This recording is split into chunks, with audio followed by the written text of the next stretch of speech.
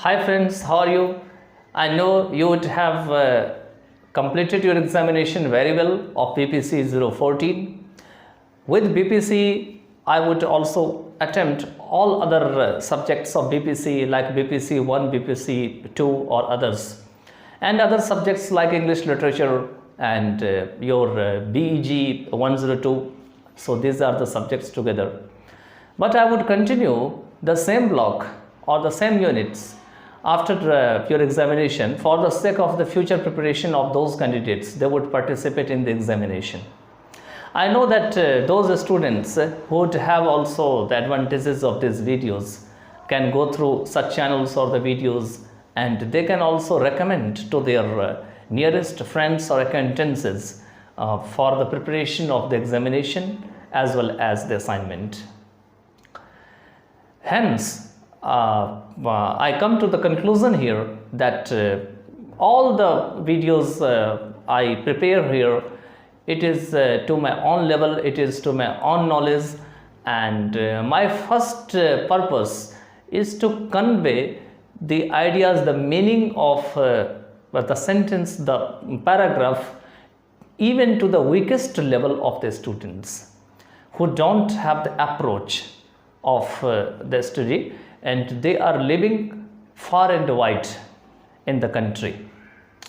So let's continue the same block of BPC 014 of psychopathology, and after the completion of this block I would start block number 2. So you should just watch these videos meticulously, and I hope you would have the great advantages. By then, take care of yourself, just watch these videos and support us as much as you can.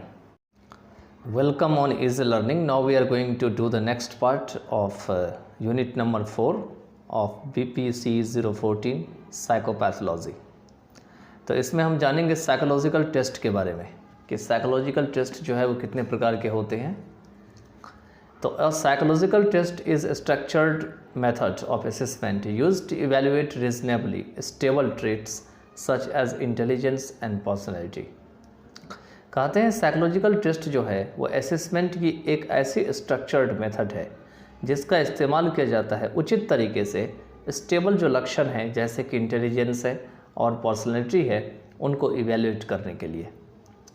Tests are usually standardized on large numbers of subjects, और test को जो है सामान्यतया बहुत सारे जो subject हैं उनके ऊपर बेहतर तरीके से यूज किए जाते हैं. And provide norms that compare clients scores with the average. और क्या करते हैं, ये एक ऐसे सिद्धांत प्रदान करते हैं जो कि क्लाइंट्स को कंपेयर करते हैं उनकी स्कोर के साथ कि उनकी स्कोर जो है एवरेज कितनी है, clients score with the average. By comparing test results from samples of people. कहते हैं काफ़ी लोगों की सैंपल से जो है लोगों की सैंपल की जो रिज़ल्ट है उससे कंपेयर करा करके who are free from psychological disorders, मतलब ऐसे लोगों से कंपेयर कराया जाता है जिसको साइकोलॉजिकल डिसऑर्डर नहीं होती है, ठीक है, with those of people who have psychological disorder, ठीक है. और जो लोगों को साइकोलॉजिकल डिसऑर्डर नहीं होती है उनको ऐसे लोगों के साथ कंपेयर कराए जाते हैं जिनको साइकोलॉजिकल डिसऑर्डर होते हैं. We may gain some insights into the types of response patterns. कहते हैं हम यहाँ पर में कुछ ऐसे जो रिस्पॉन्स हैं या उनके जो तरीके हैं उनके प्रकार को काफ़ी अंदर तक जा कर के समझते हैं. That are indicative of abnormal behaviour, जो कि एबनॉर्मल बिहेवियर के लिए एक संकेत है. Although we tend to think of medical tests as a gold standard of testing, a recent analysis showed that many psychological tests were on par with many medical tests in their ability to predict variables such as underlying conditions or future outcomes.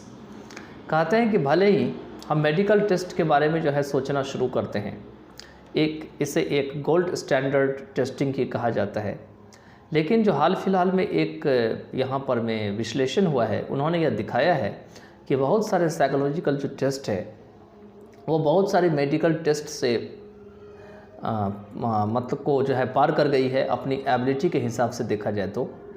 To predict variables, और वो क्या करती है, variable को predict करती है, मतलब उनमें अंतर पाए जाते हैं। सच एज अंडरलाइंग कंडीशंस और फ्यूचर आउटकम्स, मतलब वो जो ऑलरेडी जो कंडीशन बरकरार है उनके अनुसार से बताती है, और या तो फ्यूचर जो आउटकम्स है उनके अनुसार से बताती है। इसके बाद psychological testing is done primarily with 4 objectives. कहते हैं मुख्यतया 4 ऐसे उद्देश्य हैं जिनके कारण से जो साइकोलॉजिकल टेस्ट है वो किए जाते हैं। पहला तो है the screen for certain traits और behaviours like psychoticism, extroversion, neuroticism, poor coping resources etcetera. कहते हैं कुछ खास लक्षण है या बिहेवियर्स है, जैसे साइकोटिसिज्म है, एक्सट्रोवर्जन है, न्यूरोटिसिज्म है, और जो ख़राब तरीके से किसी भी रिसोर्स से निपटने का तरीका है। तो इन चीज़ों को जो है ये लक्षण बताए हैं या स्क्रीन करते हैं, उनको जांचते हैं। Emotionally unstable individuals are more prone to develop emotional और बिहेवियरल डिसऑर्डर। कहते हैं इमोशनली देखा जाए तो ऐसे लोग जो स्टेबल नहीं होते लाइफ में उन्हें इमोशनल और बिहेवियरल जो डिसऑर्डर होते हैं उनकी डेवलप होने की संभावना अधिक होती है।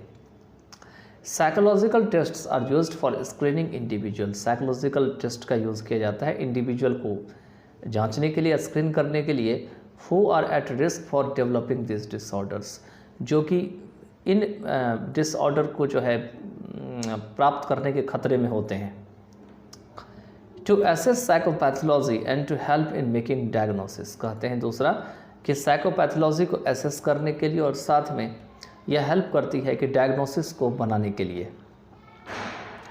थर्ड है to elicit factors which are causative as well as maintaining maladaptive disorder. कहते हैं ऐसे कारकों को निकालने के लिए जो कि किसी चीज़ का कारण बनते हैं, और साथ ही साथ मैल एडेप्टिव जो डिसऑर्डर है उनको मेंटेन करने के लिए। मैल एडेप्टिव डिसऑर्डर आपको पता ही होगा, ऐसे डिसऑर्डर खास करके होते हैं जहाँ पे लोग अपने आप को बैलेंस नहीं बना पाते हैं माहौल के हिसाब से, तो वो मैल एडेप्टिव कहलाते हैं।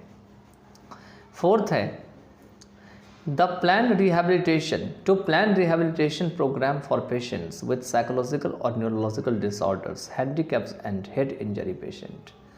और क्या किए जाते हैं, ऐसे पेशेंट के लिए रिहेबिलिटेशन प्रोग्राम का प्लान किए जाते हैं। खास करके ऐसे पेशेंट जो है साइकोलॉजिकल या न्यूरोलॉजिकल डिसऑर्डर्स, हैंडीकैप और बहुत सारी हेड जो इंजरी होती है उनके पेशेंट होते हैं। आगे दे रखे हैं here we will examine major kinds of psychological test. कहते हैं यहाँ पर में हम बहुत प्रकार जो है साइकोलॉजिकल टेस्ट की उनको हम एग्जामिन करेंगे। इसमें है intelligence test, personality inventories, projective test, neuropsychological and psychophysiological test है। चलिए देखते हैं। सबसे पहले इसमें हम इंटेलिजेंस टेस्ट क्या होती है 4.5.1 में। The assessment of abnormal behavior often includes an evaluation of intelligence। कहते हैं एबनॉर्मल बिहेवियर की जो असेसमेंट है वो अक्सर इंटेलिजेंस की जो इवेल्युएशन है उनको अपने पास रखती है। Formal intelligence tests are used to help diagnose mental retardation. कहते हैं अगर औपचारिक तरीके से इंटेलिजेंस टेस्ट किया जाए तो इसका इस्तेमाल किया जाता है मेंटल रिटार्डेशन को डायग्नोज करने के लिए। मतलब मेंटल रिटार्डेशन किन किन कारणों से हुई है वो बताने के लिए। दे इवेल्युएट द इंटेलेक्चुअल इम्पेयरमेंट। वो इंटेलेक्चुअल जो बौद्धिक खराबी होती है उनको इवेल्युएट करते हैं, उनको जज करते हैं। दैट में B caused by other disorder, जो कि किसी और डिसऑर्डर के कारण हुए होंगे। मतलब कोई ऐसा परेशानी आया होगा जिसके कारण इंटेलेक्चुअल इम्पेयरमेंट हुई होगी। Such as organic mental disorder, जैसे कि ऑर्गेनिक मेंटल डिसऑर्डर हो गया होगा, जो कि जैसे कि जो ब्रेन को डैमेज कर दिया है या ब्रेन में कहीं चोट लगी है या इंजरी हुई है उसके कारण से हुई होगी। They also provide a profile of the clients intellectual strength and weakness. ये क्या करते हैं कि क्लाइंट की जो इंटेलेक्चुअल जो कमजोरी या मतलब ताकत है या अच्छाई या उनकी जो बुराई है, खास करके उनके प्रोफाइल को जो है वो प्रोवाइड कराते हैं to help develop a treatment plan, और जिससे कि ट्रीटमेंट प्लान को डेवलप करने में ये मदद करते हैं। Suited to the client's competencies, जो कि क्लाइंट की कॉम्पिटेंसीज को काफ़ी अच्छा होता है।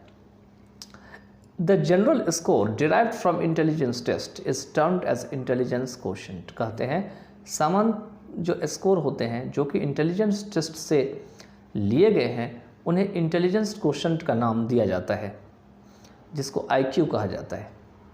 So called because initially it represented the ratio of a person's mental age to his or her chronological age multiplied by 100। वह इसीलिए ऐसा कहा जाता है क्योंकि शुरुआत में जो है इसे जो है पर्सनस की जो मेंटल एज है और साथ ही साथ उनके जो क्रोनोलॉजिकल एज है उनके रेशियो के हिसाब से निकाला जाता है, और ये जो रेशियो होती है उनको मल्टीप्लाई कर दी जाती है 100 से।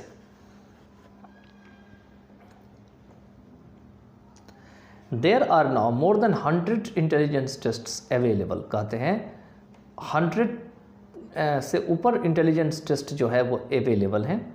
The most widely used are Wechsler adult intelligence scale, उसके बाद है Wechsler intelligence scale for children and Stanford Binet intelligence scale. ये सारे इंटेलिजेंस स्केल के नाम हैं। Some of the tests are वो दे रखे हैं। वेस्लर या जो भी आप प्रोनाउंस करते होंगे कर लेना आप। Intelligence scale are most widely used intelligence test. ये ऐसे इंटेलिजेंस टेस्ट होते हैं जो काफ़ी ज़्यादा जो है वो यूज़ होने वाले हैं। Different versions are used for different age groups. इसमें अलग अलग ग्रुप जो है अलग अलग एज ग्रुप पे यूज़ किए जाते हैं।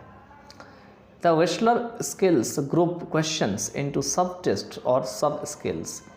ये जो ग्रुप खास करके स्केल होते हैं इसमें ग्रुप क्वेश्चन होते हैं और ये छोटे छोटे टेस्ट या सब स्केल्स में होते हैं। विद ईच सब scale measuring a different intellectual ability. और जितने भी सब स्केल होते हैं वो अलग अलग इंटेलेक्चुअल एबिलिटी को मेज़र करते हैं। The Wechsler scales are thus design to offer insight into a person's relative strength and weakness. और इस तरीके से जो वेस्लर स्केल्स होते हैं उनको इस तरीके से बनाया जाता है कि किसी भी व्यक्ति की जो स्ट्रेंथ और जो वीकनेस है एक साथ उनको वो गहरे तरीके से समझ सके। And not simply yield an overall score. और सीधा जो है ओवरऑल स्कोर ही ना दे दें, इस बात पे भी ध्यान रखा जाता है।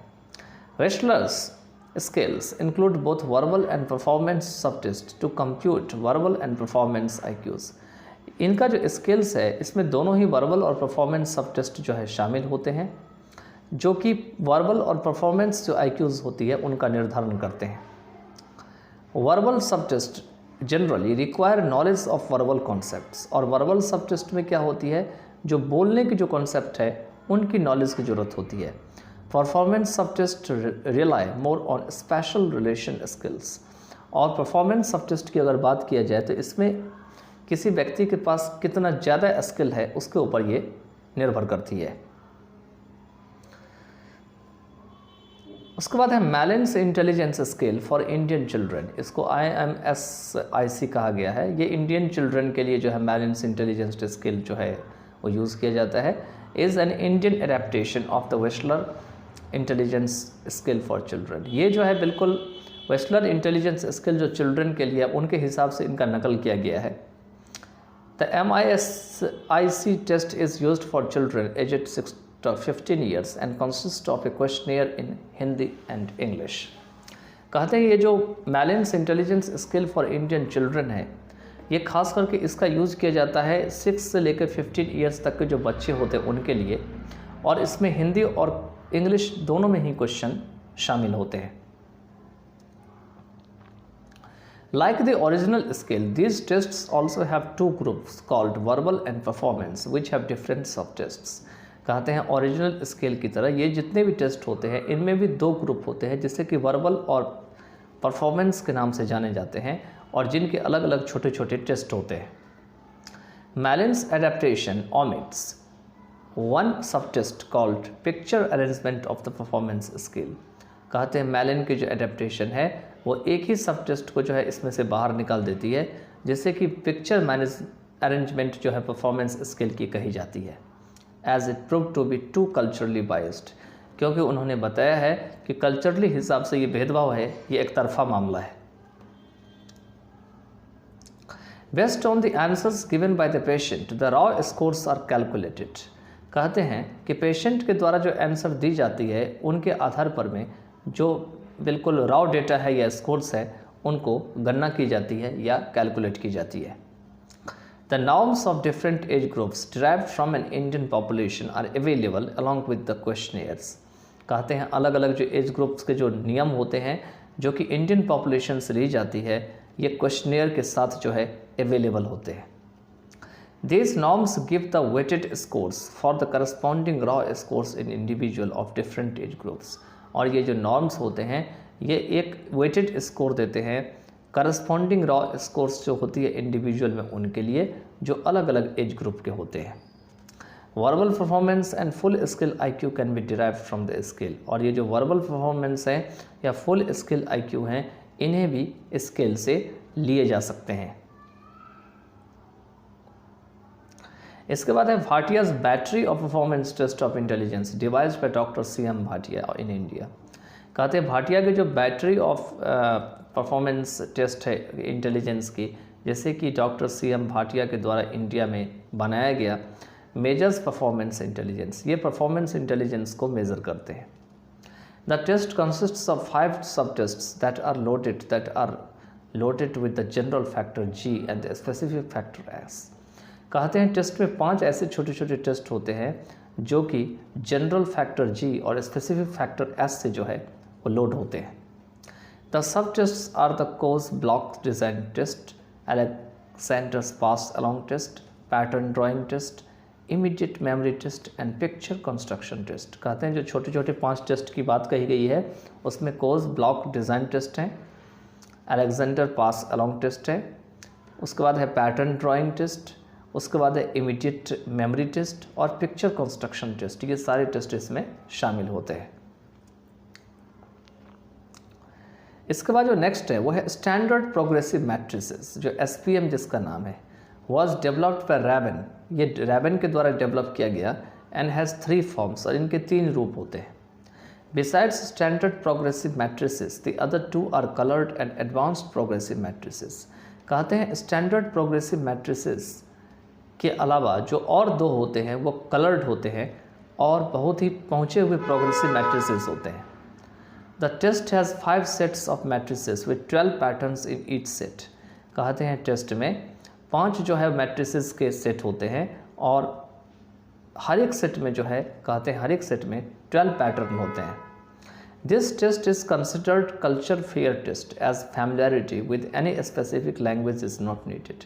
कहते हैं जो टेस्ट होते हैं इन्हें कल्चर फेयर टेस्ट के हिसाब से समझा जाता है as familiarity with any specific language is not needed. क्योंकि अगर इनको समझने की बात किया जाए तो कोई भी खास लैंग्वेज की इसमें ज़रूरत नहीं पड़ती है। Intelligence is expressed in terms of percentile ranks in this test. कहते हैं इंटेलिजेंस को जो है वो परसेंटाइल जो रैंक होती है उनके शब्दों में व्यक्त किया जाता है इस टेस्ट में। आगे दे रखे हैं intelligence tests are among the most carefully produced of all clinical test. कहते हैं जितने भी क्लिनिकल टेस्ट होती है उसमें जितने भी ध्यान से प्रोड्यूस किए जाने वाले टेस्ट हैं उसमें इंटेलिजेंस टेस्ट जो है वो काफ़ी ज़्यादा दिखाई पड़ते हैं। Because they have been standardized on large groups of subjects clinicians have a good idea how each individuals score compares with the performance of population at large.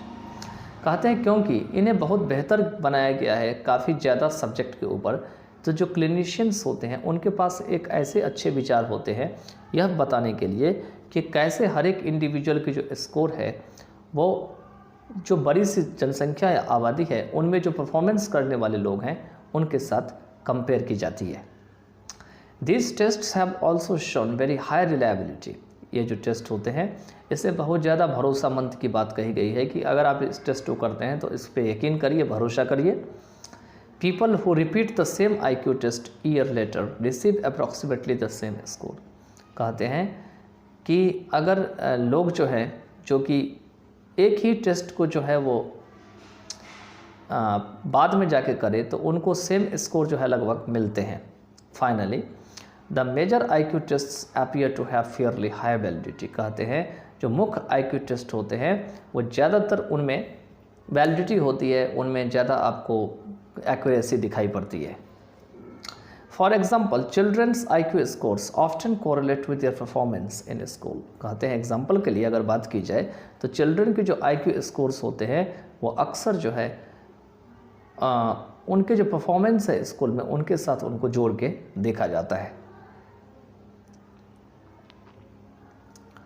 आगे है intelligence test also have some key shortcomings. कहते हैं intelligence test के जो है कुछ मुख्य जो है वो कमियां हैं, शॉर्टकमिंग्स हैं।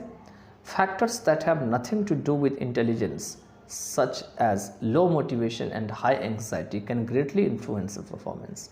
कहते हैं कुछ ऐसे कारक होते हैं जिनका इंटेलिजेंस से कोई लेना देना नहीं होते हैं, जैसे कि कम मोटिवेशन की अगर बात कहा जाए, चिंता काफ़ी ज़्यादा हो जाते हैं, ये भी सारी काफ़ी बुरी तरीके से या ग्रेटली तरीके से परफॉर्मेंस को प्रभावित करते हैं।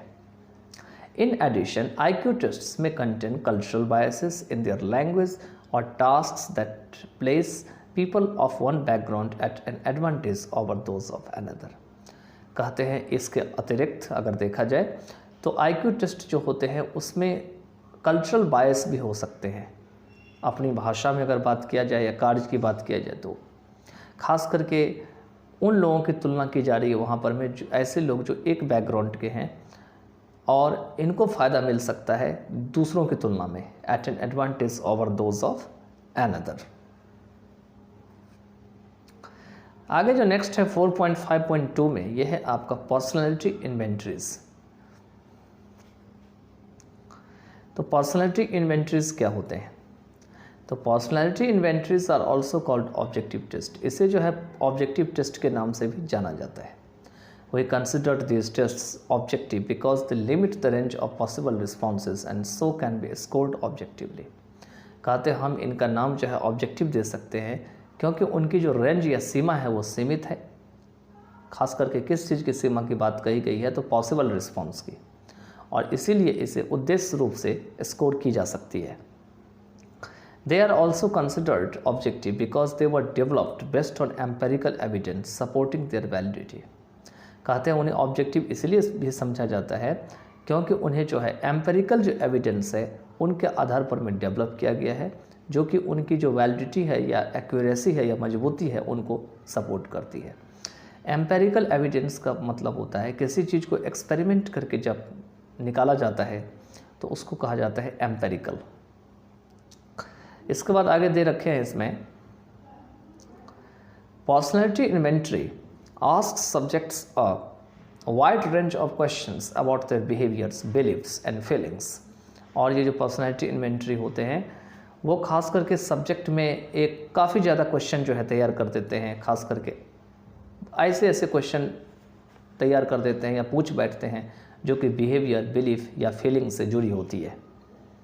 In a typical personality inventory, individuals indicate whether or not each of long list of statement applies to them। और जो typical personality inventory होते हैं उसमें इंडिविजुअल इस बात को दर्शाते हैं कि हर एक जो बड़ी बड़ी सी स्टेटमेंट का जो लिस्ट है वो उनके ऊपर अप्लाई होता है या नहीं होता है।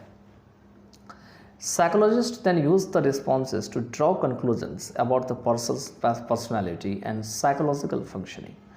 तब साइकोलॉजिस्ट क्या करते हैं तो इन सब से जो है नतीजे पर पहुंचते हैं और इससे पर्सन की पर्सनैलिटी को समझते हैं, उनको निकालते हैं, साथ में साइकोलॉजिकल फंक्शनिंग को भी निकालते हैं। By far the most widely used personality inventory is the Minnesota multiphasic personality inventory. कहते हैं कि अब तक जो है बहुत ज़्यादा जो यूज़ होने वाले पर्सनैलिटी इन्वेंटरी है वो है मिनेओस्टा मल्टीफेसिक पर्सनैलिटी इन्वेंटरी। और इनमें से कुछ जो टेस्ट है वो नीचे दिए गए हैं। Some of the tests are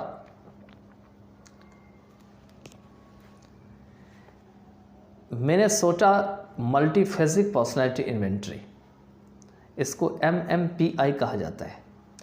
तो the MMPI contents more than 500 true false statements that assess interest, habits, family relationship, physical, somatic complaints, attitudes, beliefs and behaviours characteristic of psychological disorders.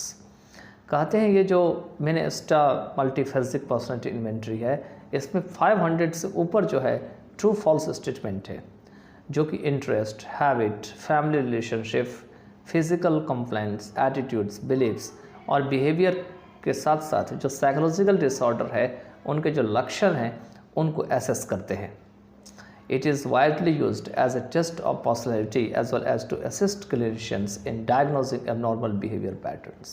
इनका विस्तृत तरीके से या ज़्यादा तरीके से यूज़ किया जाता है पर्सनालिटी को टेस्ट करने के लिए, और साथ साथ ये क्लिनिशियंस को मदद करते हैं कि एबनॉर्मल बिहेवियर के जो ढांचे या पैटर्न हैं उनको डायग्नोज करने के लिए।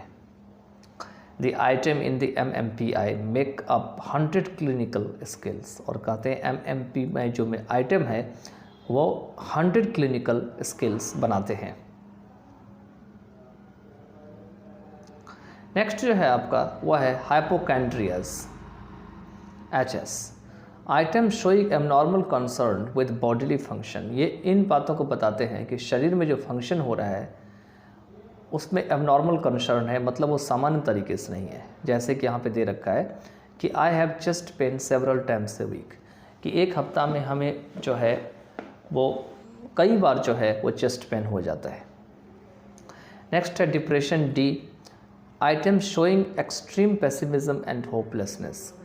ये जो आइटम्स होते हैं इसमें काफ़ी ज़्यादा पेसिमिज्म और होपलेसनेस बताते हैं। जैसे कि आई often feel hopeless about the future, कि मैं अक्सर फ्यूचर के लिए होपलेस हो जाता हूँ। उसके बाद है आपका कन्वर्जन हिस्टेरिया, इसको CH कहा जाता है। Item suggesting that the person may use physical और mental symptoms as a way of unconsciously avoiding conflicts and responsibilities. कहते हैं ये आइटम इस बात को सुझाव देती है कि आदमी जो है वो फिजिकल या मेंटल सिम्टम्स को जो है यूज़ कर सकते हैं अनकॉन्शियसली कॉन्फ्लिक्ट और रिस्पॉन्सिबिलिटीज़ से बचने के लिए। जैसे कि दे रखे हैं, my heart frequently pound so hard I can feel it. कहते हैं मेरा हार्ट जो है इतना ज़्यादा तेज़ी से धड़कता है, बार बार धड़कता है कि इसे मैं फील कर सकता हूँ।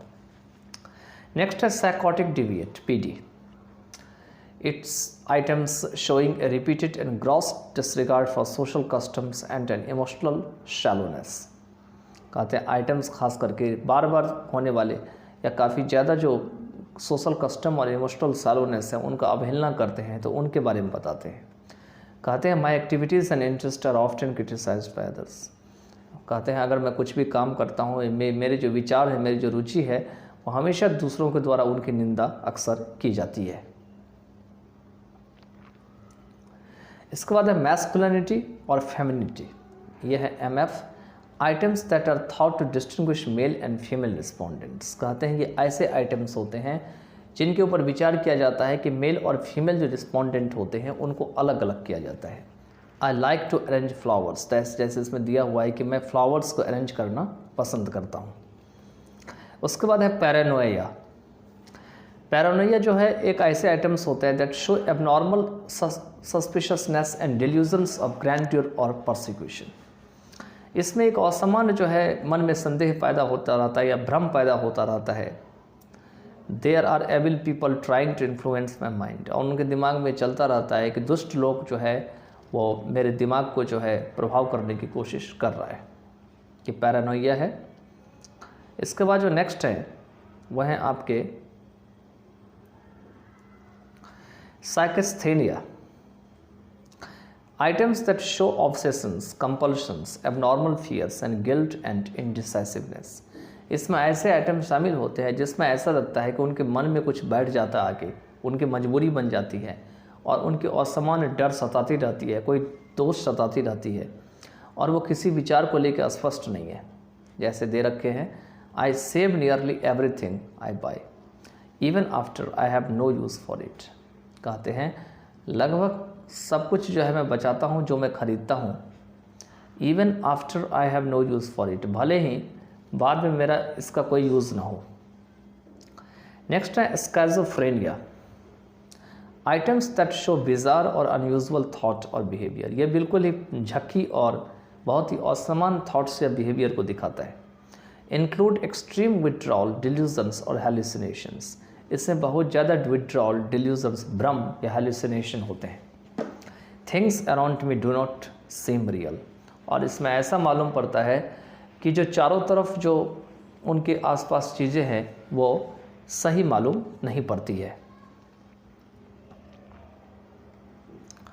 इसके बाद जो नेक्स्ट है वह है हाइपोमेनिया, इसको MA कहा जाता है। Items that show emotional excitement over activity and flight of ideas. At times I feel very high or very low for no apparent reason. ये ऐसे आइटम होते हैं जो इमोशनल एक्साइटमेंट को दिखाते हैं, ओवर एक्टिविटी को दिखाते हैं और ऐसे आइडियाज़ की फ्लाइट को दिखाते हैं। और कभी कभी इसमें एग्जांपल में ब्रैकेट में दे भी रखा है, आई फील वेरी हाई और very low for no apparent reason. मतलब मुझे ऐसा लगता है कभी कि मैं बहुत ज़्यादा हाई हूँ या बहुत ज़्यादा लो हूँ और इसका कोई प्रत्यक्ष रीज़न नहीं होता है। नेक्स्ट है सोशल इंट्रोवर्जन, इसको SI कहा जाता है। These items assess a person's tendency to withdraw from social contacts and responsibilities. ये आइटम्स ऐसे होते हैं जो लोगों की रवैयों को निर्धारित करते हैं और वो उन्हें यह बताते हैं कि वो सोशल जो कॉन्टैक्ट या रिस्पॉन्सिबिलिटीज़ है उनसे वो दूर रहे। कहते हैं आई एम ईज़िली एम्बेरस्ड, मैं बहुत आसानी से घबरा जाता हूँ और इसी आसानी से घबराने के कारण ऐसे लोग सोसाइटी के कॉन्टैक्ट या रिस्पॉन्सिबिलिटी से दूर भागते रहते हैं।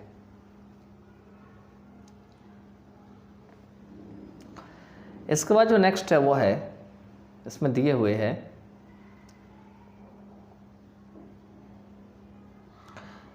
कि scores for each scale can range from 0 to 120।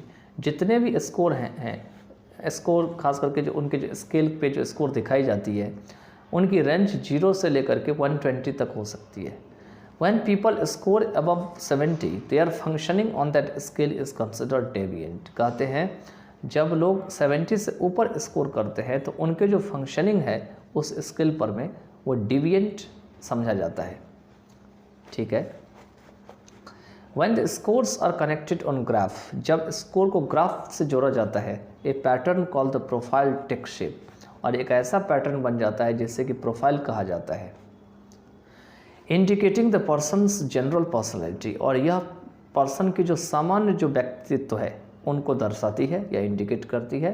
And underlying emotional needs, और जो इमोशन है उनके अंदर में उनके आधार पर में क्या ज़रूरत है उनको बताती है। In addition to such clinical measures, questions have been built into the MMPI to detect whether respondents are lying, defensive or careless in their answers।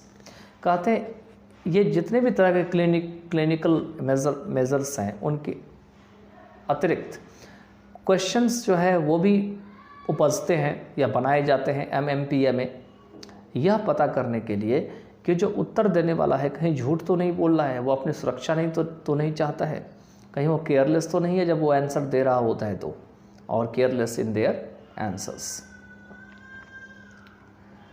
आगे जो है इसमें वह है आपके एसेंक्स पर्सनैलिटी क्वेश्चनियर EPQ।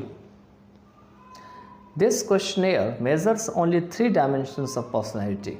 कहते हैं ये 3 प्रकार के जो पर्सनैलिटी के डायमेंशन होते हैं उनको मेज़र करते हैं। खास करके इसमें इंट्रोवर्जन, एक्सट्रोवर्जन, न्यूरोटिसिज्म, साइकोटिसिज्म ये सारे आते हैं। And has a lie score, और इसके एक लाई स्कोर होते हैं which provides validity to the score, जो कि स्कोर की वैलिडिटी जो होते हैं वो प्रदान कराते हैं। This questionnaire consists of 86 items. इस क्वेश्चनेयर में टोटल 86 आइटम्स होते हैं। And has been commonly used in research studies in India, और इसे कॉमनली रूप से जो रिसर्च स्टडीज़ है भारत में उसमें यूज़ किए जाते हैं। The MMPI and other personality inventories have several advantages over projective test। कहते हैं जो MMPI या दूसरे personality inventories है इनके बहुत सारे ऐसे फ़ायदे होते हैं जो प्रोजेक्टिव टेस्ट के ऊपर यूज़ किए जाते हैं। Because they are paper and pencil test, they do not take much time to administer and they are objectively scored। कहते हैं क्योंकि ये पेपर और पेंसिल टेस्ट के कारण होती है तो इसमें बहुत ज़्यादा जो है वक्त नहीं लगता है इनको अप्लाई करने में या एडमिनिस्टर करने में, और उनको ऑब्जेक्टिवली रूप से जो है स्कोर कर लिए जाते हैं। Most of them are standardized, so one person's scores can be compared to those of many others. कहते हैं इनमें से जो है बहुत ऐसे होते हैं जिनको बेहतर बनाया जाता है जिससे कि एक आदमी के जो स्कोर है उनको और भी जो लोग हैं उनके स्कोर से जो है कंपेयर किया जा सके। They often show greater test retest reliability than projective test. कहते हैं प्रोजेक्टिव टेस्ट की तुलना में उन्हें जो है वे जो है अक्सर टेस्ट रीटेस्ट की जो रिलायबिलिटी है उनको बहुत ज़्यादा दिखाती है। For example, people who take the MMPI a second time after a period of less than 2 weeks receive approximately the same scores। कहते हैं ऐसे लोग जो कि दूसरी बार MMPI को टेस्ट करते हैं काफ़ी मतलब कुछ समय के बाद या कुछ पीरियड के बाद या 2 हफ्ते के बाद कहते हैं या 2 हफ्ते के भीतर, ठीक है, उनका स्कोर लगभग जो है सेम आता है। Personality inventories also appear to have greater validity और एक्यूरेसी देन प्रोजेक्टिव टेस्ट। कहते हैं प्रोजेक्टिव टेस्ट की तुलना में जो पर्सनैलिटी इन्वेंटरीज होते हैं उन मालूम ऐसा पड़ता है कि इनकी ज़्यादा वैलिडिटी या एक्यूरेसी होती है। However they can not be considered highly valid, लेकिन फिर भी इसे काफ़ी ज़्यादा वैलिड नहीं समझा जा सकता है। When clinicians have used these tests alone, they have not been able to judge a person's personality accurately। कहते हैं जब क्लिनिशियंस जो है वो इन टेस्ट को अकेले जो है यूज़ किए हैं तो ऐसा नहीं मालूम पड़ता है कि वे किसी भी पर्सन की जो पर्सनैलिटी है उनको ठीक ठीक जो है जज करने के लायक हुए होंगे। One problem is that the personality traits that the test seek to measure cannot be examined directly। कहते हैं एक समस्या वह यह है कि जो पर्सनैलिटी के जो लक्षण हैं that tests seek the measure, जो कि एक ऐसे टेस्ट होते हैं जो ऐसे मेज़र की तलाश करते हैं जो कि सीधा सीधा एग्जामिन नहीं किया जा सकता। How can we fully know a person's character, emotions and needs from self report alone? कहते हैं अगर हम खुद ही रिपोर्ट बना दें अकेले तो कैसे हम किसी पर्सन की कैरेक्टर, इमोशन और जो उनकी ज़रूरत है उनको पूरी तरीके से जो है वो समझ सकते हैं। Another problem is the frequent failure of the test to allow the cultural differences in people's responses। दूसरा जो समस्या वो है वो बार बार जो है टेस्ट का फेल हो जाना। To allow for cultural differences in people's responses, और पीपल का जो अपना एक जो रिस्पॉन्स है यहाँ पर में जो खास करके जो रिज़ल्ट देते हैं उनमें जो है कल्चरल डिफरेंसेस हैं उनको वो अलाउ करने देते हैं। Responses indicative of a psychological disorder in one culture may be normal responses in another. कहते हैं ये जो रिज़ल्ट या रिस्पॉन्सेस हैं वो इस बात का या साइकोलॉजिकल डिसऑर्डर का संकेत सूचक होता है कि यह एक कल्चर में जो है वो नॉर्मल हो सकते हैं, नॉर्मल रिज़ल्ट हो सकते हैं, रिस्पॉन्स हो सकते हैं दूसरे कल्चर की तुलना में। Despite their limited validity personality inventories continue to be popular. कहते हैं भले ही इनकी वैलिडिटी बहुत ही लिमिटेड होते हैं, उन सब के होते हुए भी पर्सनैलिटी जो इन्वेंटरीज होती है वो काफ़ी ज़्यादा पॉपुलर अभी भी हैं। Research indicates that they can help clinicians learn about people's personal styles and disorders as long as they are used in combination with interviews or other assessment tools। Research इस बात को जो है इंडिकेट करते हैं कि वे क्लिनिशियंस को help करते हैं और उनके जो पीपल की जो खास करके पर्सनल स्टाइल है उनके बारे में सीखने के लिए, उन डिसऑर्डर को सीखने के लिए, जब तक कि उन्हें जो है as long as they are used in combination with interviews, मतलब जब तक कि वो इंटरव्यू में इनको मिला के यूज़ ना करे या कुछ और असेसमेंट टूल को साथ में यूज़ ना करे। आगे है इसमें दिया हुआ है 4.5.3 में, यह है रेटिंग स्किल्स। ये रेटिंग स्किल्स क्या होते हैं चलिए इसको भी देख लेते हैं। To measure psychopathology objective rating skills can be used. कहते हैं अगर साइकोलॉजी की जो ऑब्जेक्टिव है उसको मेज़र करना है तो रेटिंग स्केल का जो है यूज़ किया जा सकता है। Rating scales enable the observer to indicate not only the presence और एब्सेंस ऑफ ए ट्रेट और behaviour but also its prominence. और रेटिंग स्केल्स जो है ये केवल ऑब्जर्वर को इस लायक ही नहीं बनाती है कि वो केवल जो है वो कौन सा लक्षण है या नहीं है या बिहेवियर है उनको केवल दर्शाएं, बल्कि इसका क्या महत्व है उनके बारे में भी बताते हैं। प्रोमिनेंस मतलब महत्व होते हैं। The rating skills are generally of 2 types. ये रेटिंग स्किल जनरली 2 प्रकार के होते हैं इसमें, self rating skills and observer rating skills. मतलब सेल्फ रेटिंग स्किल और observer rating skill. Beck's depression rating skill and Hamilton rating scales are commonly use to measure depression. देखिए depression को measure करने के लिए 2 प्रकार का रेटिंग स्केल यहाँ पे दिया हुआ है। पहला का नाम बेक डिप्रेशन रेटिंग स्केल है और दूसरा है हैमिल्टन रेटिंग स्केल। इसको कॉमनली रूप से यूज़ किया जाता है। Anxiety can be measured on state and trait anxiety scale and Hamilton anxiety scale. और जो चिंता है या एंग्जाइटी है उन्हें स्टेट और ट्रेट एंग्जाइटी स्केल या हैमिल्टन एंग्जाइटी स्केल पे मेज़र की जाती है, उस पे मापी जाती है। आगे दे रखे हैं ब्रीफ साइकियाट्रिक रेटिंग स्केल, जिसको BPRS भी कहा जाता है, is one of the most widely used rating scale. या बहुत ज़्यादा जो रेटिंग स्केल यूज़ हो रहा है उनमें से एक है for recording observation in clinical practice and research. और इनका काम होता है जो क्लिनिकल रिसर्च और प्रैक्टिस होते हैं उनमें बिल्कुल जो ऑब्जर्वेशन होते हैं उनको रिकॉर्ड करने के लिए। द BPRS और ब्रीफ साइकियाट्रिक रेटिंग स्केल जो है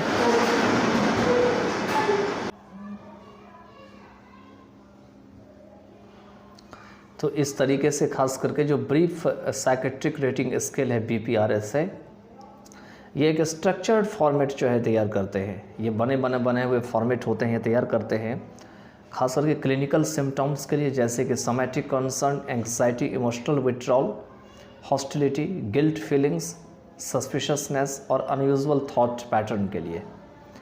इट कंटेन्स 18 स्केल्स। इसमें 18 स्केल्स होते हैं that are scored from ratings made by clinicians, और जिसको जो है वो यूज़ किया जाता है स्कोर के लिए खास करके जो क्लिनिशियंस के द्वारा बनाए जाते हैं।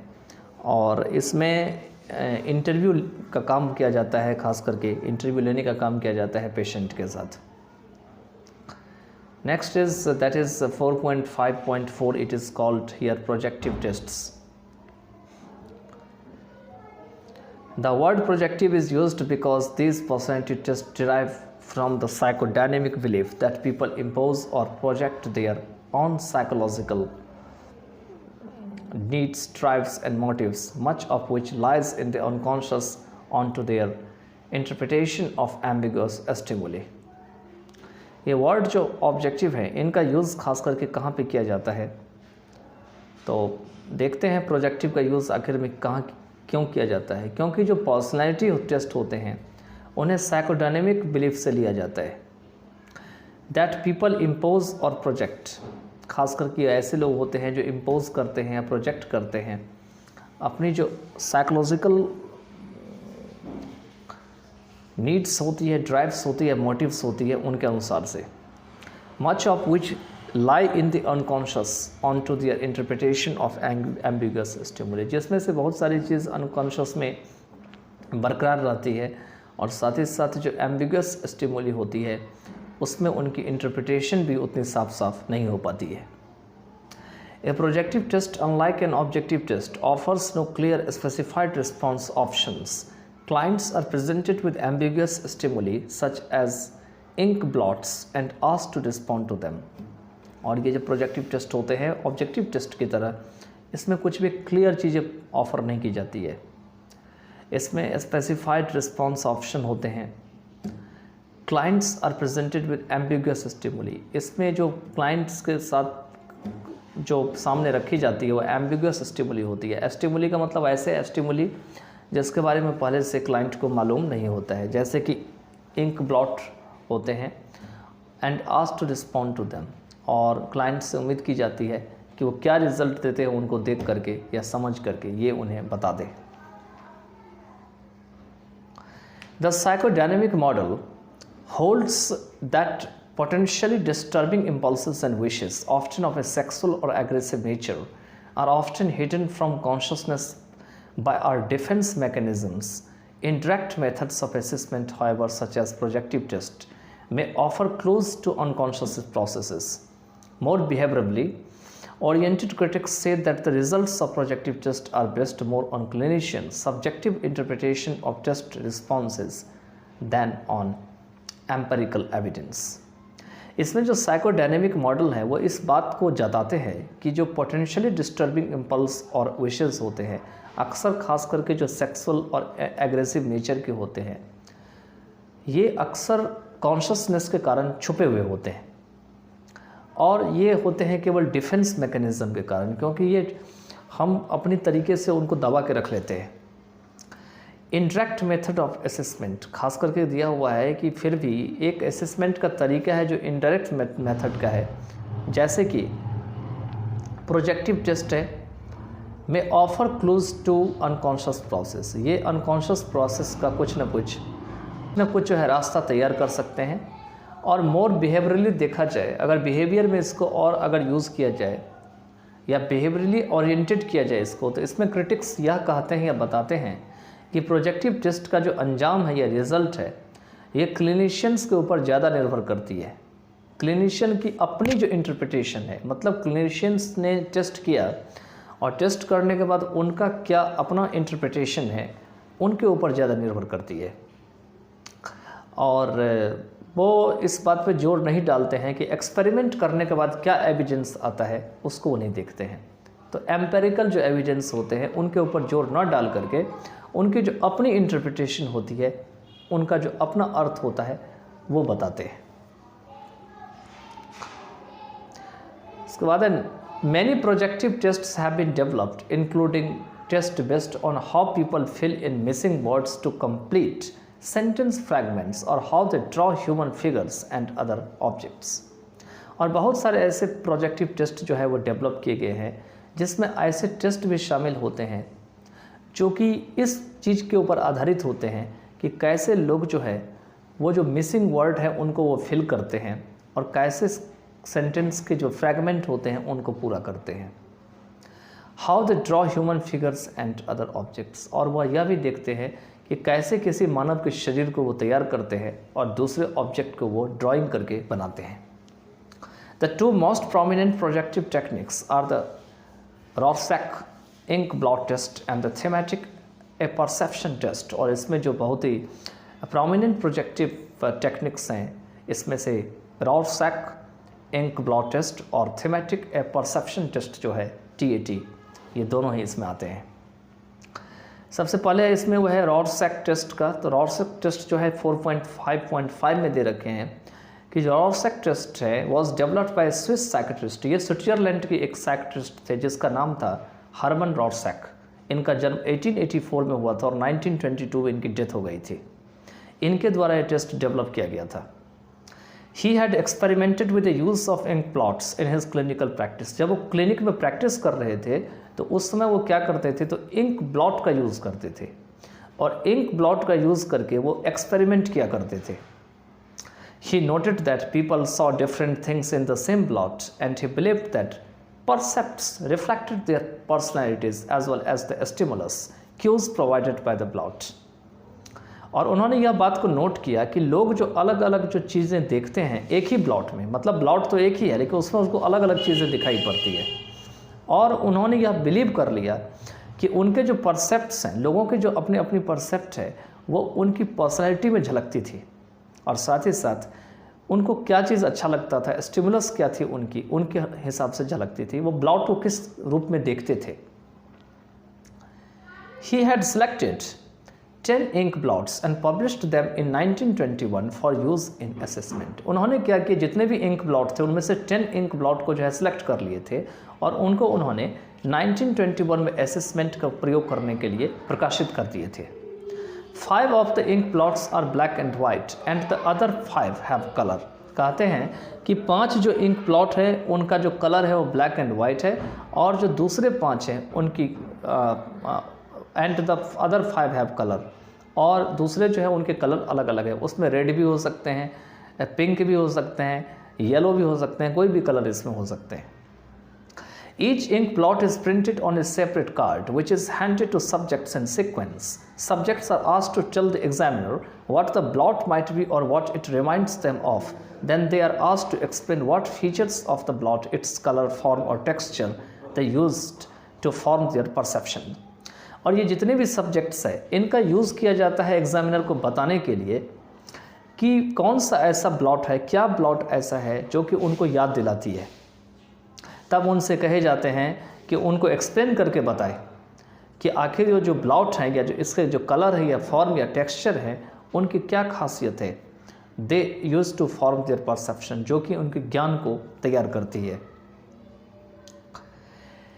Clinicians who use the Rorschach form their interpretations based on the content and the form of the responses.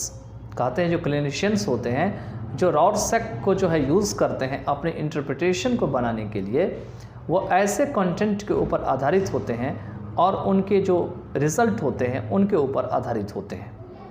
For example, they may infer that people who use the entire plot in their responses show an ability to integrate events in meaningful ways। वे इस बात को infer करते हैं कि जो लोग वहाँ पर में हैं, खास करके जो दिए हुए हैं यहाँ पर में, वो पूरी की पूरी प्लॉट को अपनी जो रिज़ल्ट है उसमें यूज़ करते हैं, और ये एक ऐसी एबिलिटी को दिखाती है कि वो जो मीनिंगफुल वेज हैं किसी भी घटना की, उसको कैसे वो एक साथ जोड़ के बताते हैं। Those who focus on minor details of the plots may have obsessive compulsive tendencies, whereas clients who respond to the negative spaces may see things in their own idiosyncratic ways, suggesting underlying negativism or stubbornness। कहते हैं ये वो लोग होते हैं खास करके जो माइनर डिटेल के ऊपर फोकस करते हैं, खास करके प्लॉट के ऊपर, उनकी ऑब्सेसिव हो सकती है, कंपल्सिव टेंडेंसीज हो सकती है, जबकि कुछ ऐसे क्लाइंट्स हो सकते हैं जिनके बीच जो है नेगेटिव रिस्पॉन्स हो सकते हैं, और वाइट स्पेसेस जो वो खास करके दे रखे हैं कि whereas clients who respond to the negative spaces may see things in their own idiosyncratic ways, वे अपने अंदाज से जो है चीज़ों को जो है देख सकते हैं, सजेस्टिंग अंडरलाइंग नेगेटिविज्म और स्टबर्नेस, और इस तरीके से उनके अंदर में नेगेटिविज्म तैयार हो जाते हैं और वो नेगेटिव से पॉजिटिव बनने के लिए तैयार ही नहीं होते हैं, वो बिल्कुल हठी हो जाते हैं, अरियल हो जाते हैं। आगे दे रखे हैं इसमें, a response consistent with the form of और contours of the plot is suggestive of adequate reality testing. और ये जो रिस्पॉन्स होते हैं ये खास करके इसमें ऐसे फॉर्म या प्लॉट के जो कंटूर होते हैं वो काफ़ी ज़्यादा सजेस्टिव होते हैं और ये काफ़ी ज़्यादा रियलिटी टेस्टिंग के लिए पर्याप्त होती है। People who see movement in the plot may be revealing intelligence and creativity. खास करके ऐसे लोग होते हैं जो कि प्लॉट में मूवमेंट देखते हैं कि प्लॉट चल रही है या प्लॉट में कुछ हलचल हो रही है, ये खास करके उनकी जो इंटेलिजेंस होती है या क्रिएटिविटी होती है इस बात को स्पष्ट कर सकती है। Content analysis shades lights on underlying conflicts. और जो कंटेंट एनालिसिस है खास करके उन चीज़ों के ऊपर प्रकाश डालती है जो कॉन्फ्लिक्ट के ऊपर आधारित होती है। For example, adult clients who see animals but no people may have problems relating to people. कहते हैं जो एग्जाम्पल के लिए जो एडल्ट क्लाइंट्स होते हैं वो एनिमल को देखते हैं, लेकिन कोई भी लोग जो है उनको may have problems relating to people, उनको वो लोगों से जो है जोड़ के नहीं देख सकते उनकी प्रॉब्लम को। Clients who appear confused about whether or not percept of people are male or female may according to psychodynamic theory. कहते हैं ऐसे क्लाइंट होते हैं जो काफ़ी घबराए हुए मालूम पड़ते हैं इस बात से कि वे लोगों को whether or not percept of people are male, कि लोगों की जो मतलब जो परसेप्ट है या ज्ञान है या बुद्धि है वो मेल और फीमेल वे के अकॉर्डिंग टू है।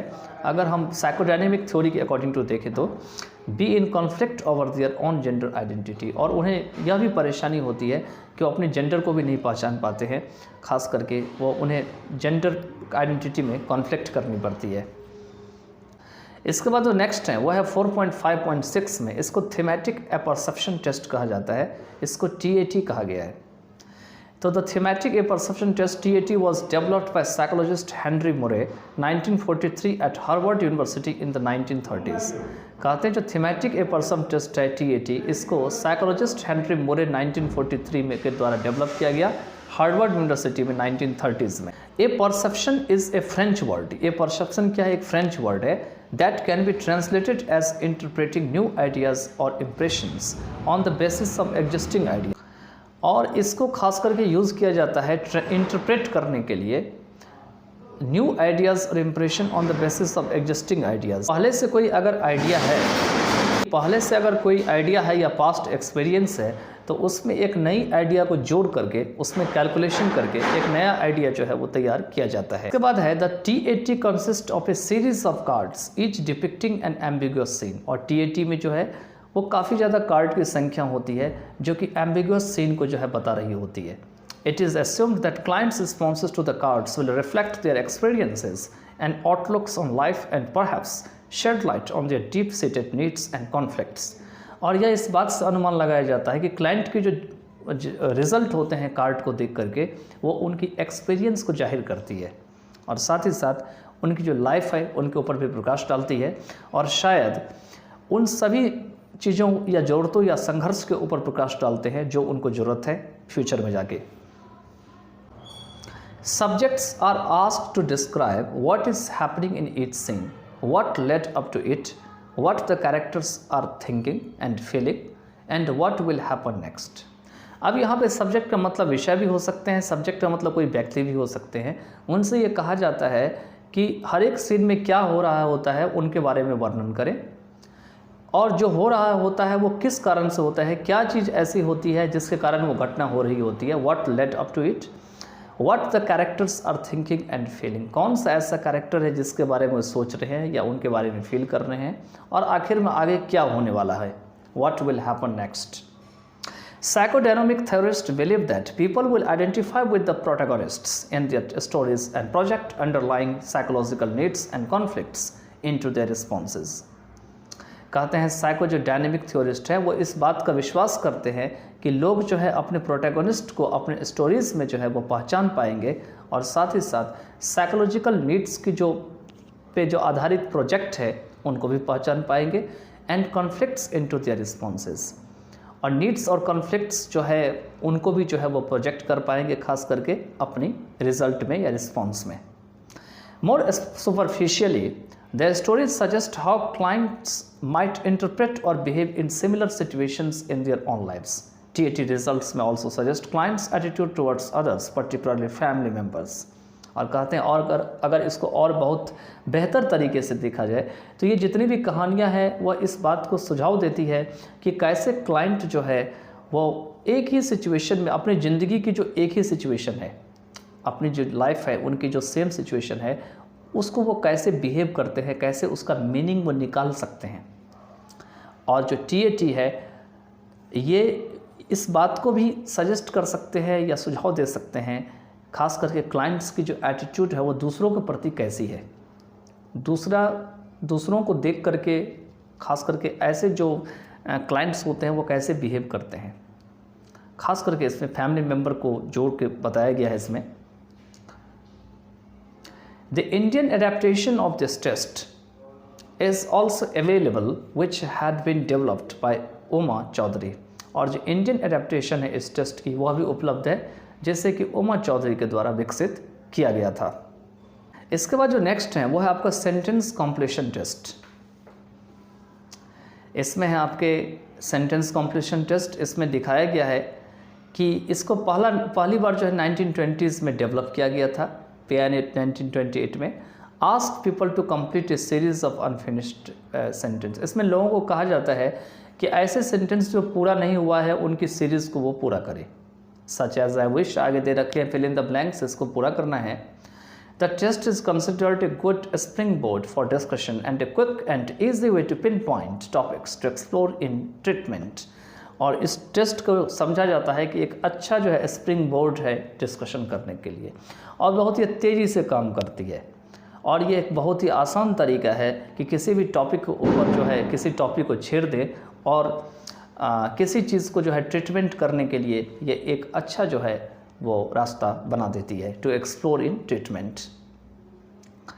इसके बाद जो नेक्स्ट है वो है आपका drawings 4.5.8। On the assumption that a drawing tells us something about its creator, clinicians often ask clients to draw human figures and talk about them।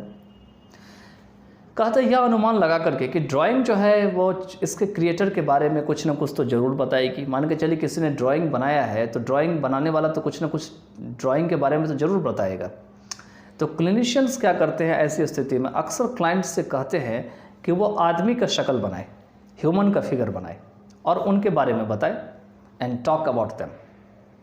Evaluations of these drawings are based on the details and shape of the drawing, solidity of the pencil line, location of the drawing on the paper, size of the figures, features of the figures, use of background and comments made by the subject during the drawing task.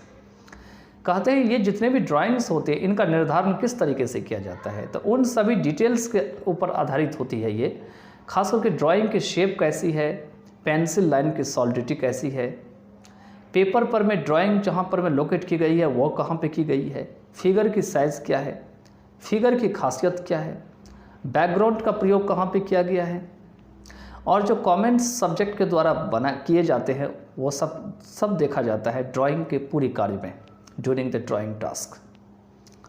In the Draw a Person DAP test, the most popular of the drawing test subjects are first told it to draw a person and then are instructed to draw another person of the opposite sex. और एक जो draw a person DAP test होते हैं इसमें ये काफ़ी ज़्यादा popular होते हैं ड्राइंग टेस्ट के लिए, और इसमें सब्जेक्ट से कहे जाते हैं कि एक पर्सन को जो है ड्रॉ करने के लिए and then are instructed to draw another person of the opposite sex, और तब उन्हें यह इंस्ट्रक्शन दी जाती है कि दूसरा आदमी जो है वो उसको भी ड्रॉ करे जो अपोजिट सेक्स का हो. मान के चलिए अगर बॉय बना दिया है तो फिर से उन्हें कहा जाता है गर्ल को ड्रॉ करने के लिए, या किसी ने अगर गर्ल को ड्रॉ कर दिया है या वुमेन को ड्रॉ कर दिया है तो उनसे कहा जाता है मैन या बॉय को ड्रॉ करने के लिए. अब इसमें आगे जो दिए हुए हैं until the 1950s projective tests were the most common technique for assessing personality. कहते हैं 1950s तक जो है प्रोजेक्टिव टेस्ट की अगर बात की जाए तो ये काफ़ी ज़्यादा कॉमन टेक्निक थे पर्सनैलिटी को असेस करने के लिए. In recent years, however, clinicians and researchers have relied on them largely to gain supplementary insight. कहते हैं हाल ही के वर्षों में फिर भी जो क्लिनिशियन और रिसर्चर्स है उन्होंने इनके ऊपर काफ़ी ज़्यादा भरोसा कर लिया है, क्योंकि उनको ऐसा लगता है कि वो काफ़ी जो गहन जो अध्ययन है या अंडरस्टैंडिंग है उसमें उनको हेल्प करेगी. One reason for this shift is that practitioners who follow the newer models have less use for the tests than psychodynamic clinicians do. एक जो रीज़न है इस शिफ्ट के लिए वो यह है कि प्रैक्टिशनर्स क्या करते हैं तो अपने नए मॉडल को जो है फॉलो करते हैं, खास करके ऐसे लोग who have less use for the test than psychodynamic clinicians do. ये क्या करते हैं कि psychodynamic clinicians जितना इसका यूज़ करते हैं उसकी तुलना में इसको कम यूज़ करते हैं. Even more important, the tests have rarely demonstrated much reliability or validity. और भी अगर इम्पॉर्टेंट तरीके से देखा जाए तो टेस्ट ने मुश्किल से ही कोई रिलायबिलिटी और वैलिडिटी को बहुत ज़्यादा दिखाया है. तो इसके साथ जो है ये पूरा कंप्लीट हो जाता है आपका. अब हम आगे जो है नेक्स्ट पार्ट ऑफ वीडियो में न्यूरो साइकोलॉजिकल असेसमेंट को स्टडी करेंगे.